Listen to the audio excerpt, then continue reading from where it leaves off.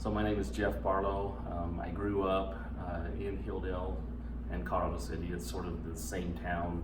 State line runs through the middle of town, but for most of us who lived here, it was one small town. Everybody knew each other. I was born here, grew up, finished high school, and left the community shortly after high school, so about 19 years old, somewhere around 1996 or 1997. So I am Roxanne Barlow. I married into the community. My husband's the oldest of 19 kids. That was back in 2002 when his family was still in the FLDS religion.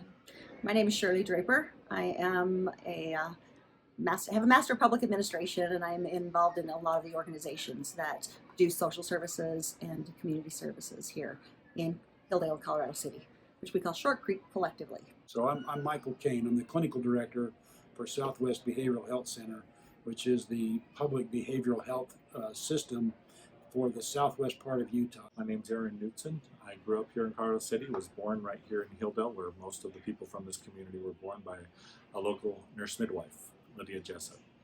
I have lived in the community through graduating from high school at the Colorado City Academy.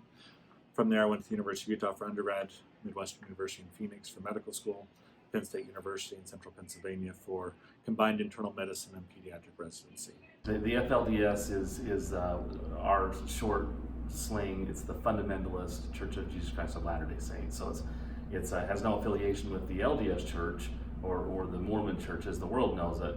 It's a break-off group clear back in the early 20s, 30s, and 40s. And the core belief difference between them and the LDS Church that sort of caused that break-off was polygamy. The church decided who you married. There was no dating allowed. The church decided where you build, and you didn't own it. They'd point you to a lot, you'd build a home, you weren't allowed to get a mortgage, and they owned the house after you finished building it. They would control what you did for a living. They would control almost every aspect of your life. They don't have any sports. They were ordered to give up all of their bicycles. They never had toys. And the word fun was banned. They couldn't say the word fun. When Warren Jeffs took over, I think is when a lot of the flaws in the system began to show, because Leroy Johnson and Rulon Jeffs and these guys were very good-hearted. I think they're relatively good-hearted people.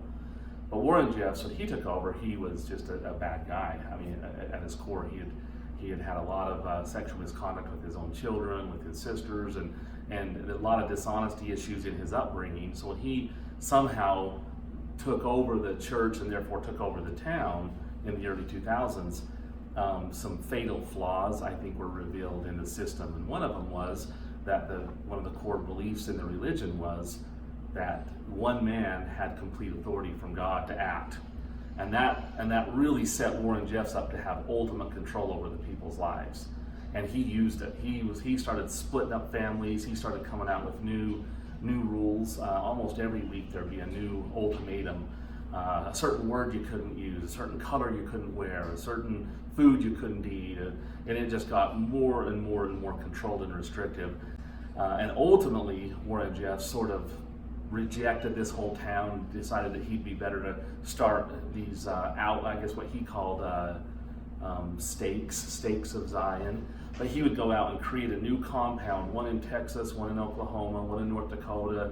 So all these different locations, he was creating these secret compounds, and then he would take what he considered to be the elect or the select few that were the most faithful, and he'd move them to these compounds.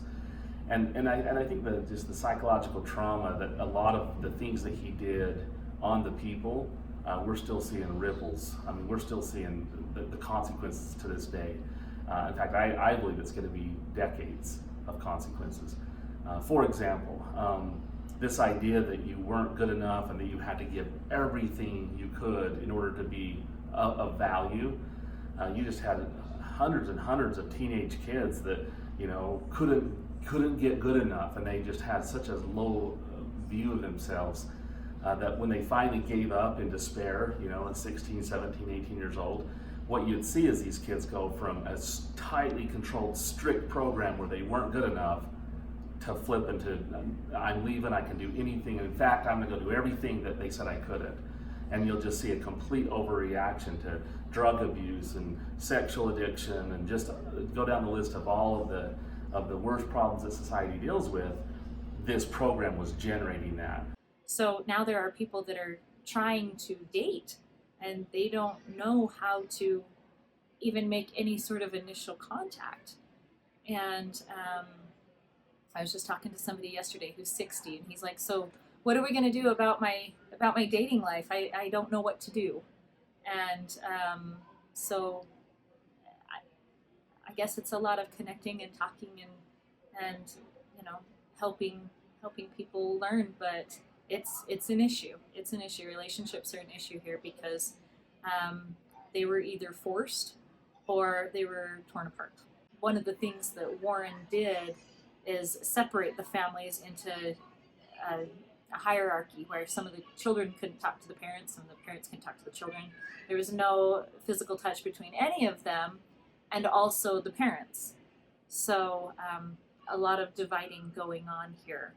So there was a primary care clinic here in the community and a birthing clinic, and there were several doctors, there were nurse practitioners, and we were also receiving services from specialists who would come in and collaborate with the community that existed. But Warren Jeffs closed the public access to that clinic in 2004, and a few people were still able to access it, but then he shut it down entirely, I think in around 2011 or 2012. So even for the few people who were worthy enough, in his opinion, to receive medical services, even that was shut down by 2012. And so we have children who have not ever had screenings and scoliosis check and a physical to see if they might be encountering problems. So a lot of these kids that were grown up in homeschool and under really adverse experiences and trauma and poverty, they were also there. It's been compounded by malnutrition because of the SNAP fraud that Warren Jeffs and his brother perpetrated. And so we're just beginning to measure the impacts of all of these really kind of horrific experiences that this population has gone through. We usually have some sort of media outlet covering our firsts here. So we had an NPR host come out and cover the trunk or treat. And that was one of the things they asked me is, what is your purpose in doing this? I said, I would like to provide normal, and I would like to do it enough to where it becomes normal to you all so that you don't show up, so that it's not something that catches their eye, so that we can become a normal community. That's one of the most difficult things here is to shake the past from all of the people around us. One of the ladies that was really responsible for helping Warren get to jail or get to prison, she decided to run for city council this year, and the local news titled the story with Child Bride runs for Hilldale City Council. And it was one of those times that I just thought, wow, we have come so far living here. Well, me moving here, but we've come so far as a community, and the media they're not going to budge. They haven't changed anything, and they still see this wonderful, amazing lady as just a child bride.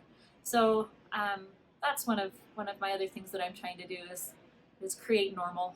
And with this health fair that we're doing today, that's another thing, is to try to commingle health professionals with the locals here and kind of show everybody that we're all here together, so that that can be less frightening, I guess, for them, and they can feel like there's less judgment. That's one of the biggest barriers to health right now, is the stigma and the judgment that the people outside the community have about the people here. So they are very reluctant to seek any sort of health care at the hospital or at the clinics in the city, because there have been several accounts of just a lot of judgment, and you're living in sin, and that's why you have this pain. Things like that. I don't know that it's so much like that anymore, but after you've been burned, it's really hard to jump back in and try again. And so what we know about this, we know that they haven't been receiving medical care. We know they haven't been receiving, education. We know that they've had huge trauma, and the poverty and all of these things. Then we look at it and we say, how do we address this holistically? and globally. And how do we do it in a very culturally competent way? Right. And I cannot stress how critical that is. And we have to do it in a very trauma-informed way. And so any service that comes in, and I don't care if somebody's going to come in and do volunteer work at the park or if they're going to actually try to treat people, they can't come in until they have learned the cultural competence. And we do an incredible full-day training for anybody who wants to come in and try to perform services. Because there's this really, there's this bent of people who come in to have this really paternalistic and patriarchal view. It's like, I'm going to fix you because you were stupid and you were in a cult, right? And we can't have that. So anybody that comes in has to know exactly what happened, meet people where they are, and just be willing to help in that really culturally sensitive and trauma-informed way. So we were able to partner up with the local university here, Dixie State, and get their soccer team to come out and teach the kids how to play soccer because they had never touched a soccer ball before. So we were able to do that, and that really opened up some great experiences for the kids. And also, at first, a lot of the parents would drop their kids off to their games. And so for the second season, I talked to a lot of the parents and told them, you get to stay and watch the game with your kids, and this is how you cheer for them, and this is what you do. And they learned how to do that, and it became a really fun experience to watch these parents cheer for these kids and to see how the kids responded to that, and to just start to have kind of normal experiences. Our rate here in Washington County, I think, is 22 per 100,000, which is really high for the nation. Or, Utah is one of the highest in the nation, and Southwest Utah is one of the highest in the state of Utah. And I believe that their numbers are higher out here. And I think part of it is that it comes with this dramatic cultural change. These are great people out here, and they've had a way of life, but that way of life is changing. And for some, the resiliency isn't there on how to deal with it. They just haven't been given the tools. How do you deal with dramatic change in your culture? And so I think that's part of what's happening. And so we are seeing that in the numbers of suicide. And again, I don't have the exact numbers, but I think it's higher than our county rate. And our county rate is the 22 per 100,000 per year, I believe it would be. There's no question the primary care need is massive here, and it's just essentially unmet locally. And the closest community would be in southern Utah, and you're looking at 45, 50 minutes, and we have a lot of barriers there because many of our patients are in Arizona, and many of them are on some form of Medicaid. Crossing that state line becomes a huge barrier, even though it's closer. So many of them are traveling into Arizona 2, 3, 4 hours away to get that need met. So we're in the process of opening up Creek Valley, which will be a clinic here in the community. We have the space, we have an enormous amount of community, regional, and state level support in both Utah and Arizona to get this open. And we're in the process of, we've already applied for and hopefully be hearing in the next month about being one of the new FQHCs through HRSA. So we're trying to become a part of the federal system. In addition to full spectrum primary care, meaning everything from newborn, well child, well adult, acute care, as well as obstetrical care with a local nurse midwife in combination with hospitals on either side of the state line. We're on the Utah side of the border in Hilldale, Utah, and Colorado City is on the south side of the border. And the border actually creates some real issues as far as what services are available. And so that's another thing that's really important for people to understand. If you want to come into this community, you have to know how to navigate the differences in who's going to pay for services and whether services are even available on which side of the border. And so right now, that's something I'm navigating a lot with the state of Arizona. The state of Utah has been pretty fantastic about coming in and providing services. And whenever I say, look, this is a need, then they're right there and they're on it. But the state of Arizona, we have this big geographical barrier between us and the rest of the state. It's the Grand Canyon, right? So from Colorado City, we're in Mojave County. We have to drive through 2 other states for 5.5 hours to reach the county seat, let alone the state capital, right? And so having that geographical barrier with the rest of Arizona makes it so that not a lot of services from Arizona come to the community much, and it's also difficult to get political interest and people saying, yes, we're willing to mirror those services that Utah has done.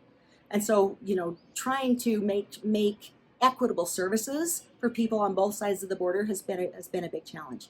But anybody that's willing to come and provide services, if they're willing to be licensed in both states, we have some ways of helping navigate that. What we do not have right now is service for seriously mental ill, the serious mental illness. And so there's a few people who kind of fall through the cracks for that kind of care. And so really for us, we have all of these incredible therapists who've been trained and work incredibly well with this population and are having some great outcomes too. But that population with a serious mental illness, they're not willing to manage, of course, without somebody who can manage with them. A psychiatrist who can do telepsych and the prescription and joint case manage those cases. Because this town is so geographically isolated, compounded with the trauma and with the poverty, unless we have services inside the community, they're not available. So the situation here is that the population has been through a lot of trauma. Most of the kids have had a lengthy list of adverse childhood experiences, and many of the adults have had a lot of unaddressed trauma as well. The poverty in this community is through the roof. The needs of this community are excessive. The tides are changing, that people are so ready for some guidance and some direction, and it'll have to come in a delicate way, but they want it. They do. I think that everyone wants to start by, in normal communities, we all want to be extraordinary, right? We all want to find what makes us unique and then go and do something with that. I think here, everyone's striving for normal first. They want to get to where they're very average and very normal, and then from there, go off and find out what makes them amazing.